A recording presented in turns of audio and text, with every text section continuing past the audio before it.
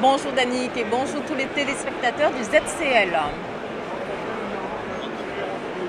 Effectivement, ça fait un an que nous nous sommes vus au Top Presa 2015 et c'est là que nous avons décidé de faire la chronique pour Terre de Haut. Et nous revoilà un an plus tard sur le Top Presa 2016.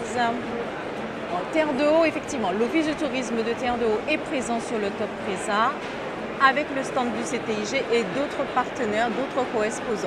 Donc vous allez retrouver effectivement des compagnies aériennes, des compagnies de transport maritime, des hôtels, des aqualodges.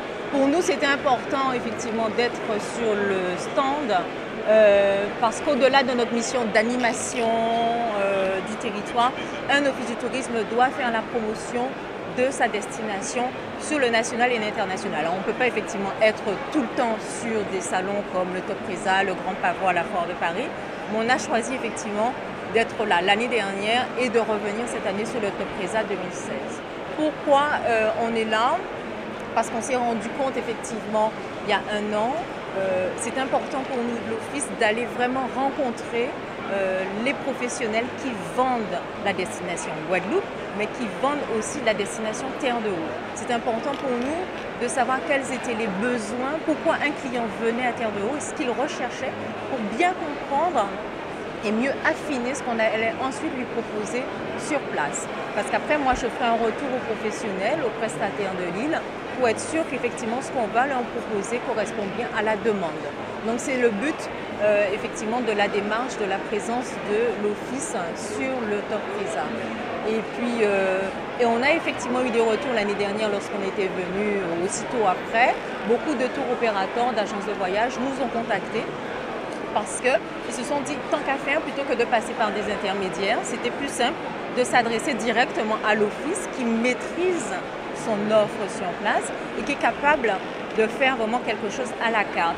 Parce que maintenant, dites-vous, Danick, que lorsqu'un client il est de plus en plus exigeant, il veut des choses à la carte. Et donc c'est toute la difficulté que peuvent avoir des TO qui sont sur le national d'aller chercher l'information. Parce que l'offre, elle bouge. Et donc, quelquefois, il y a des entreprises qui ont fermé, des restaurants qui ont fermé. Et la réactualisation ne se fait pas forcément au niveau des comités. Donc, il passe finalement par l'Office. Et puis nous, ça nous permet aussi de bien comprendre comment ils travaillent. Tout à fait.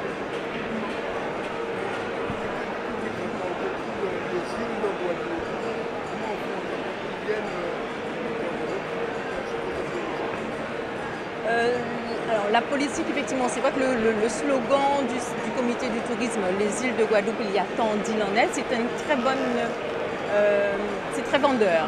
Parce qu'effectivement, ils vendent l'archipel Guadeloupe et toutes ces îles de Guadeloupe. Maintenant, on est sur du marketing, Danick, on est sur du marketing.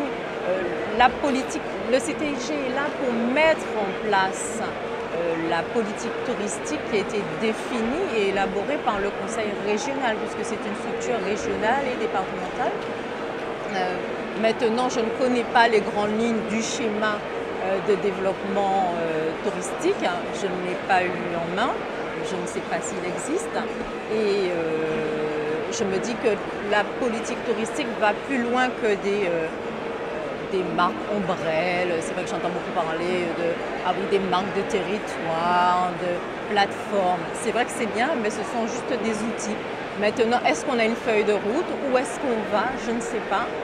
Mais à mon avis, effectivement, il faut qu'on plante le schéma de développement touristique avec les observateurs et les acteurs du territoire. Le comité est un bon observateur et un bon acteur. Les offices du tourisme aussi le sont. Et les socioprofessionnels, c'est comme ça que ça fonctionne. Donc nous restons dans l'attente, effectivement, de ce schéma de développement touristique.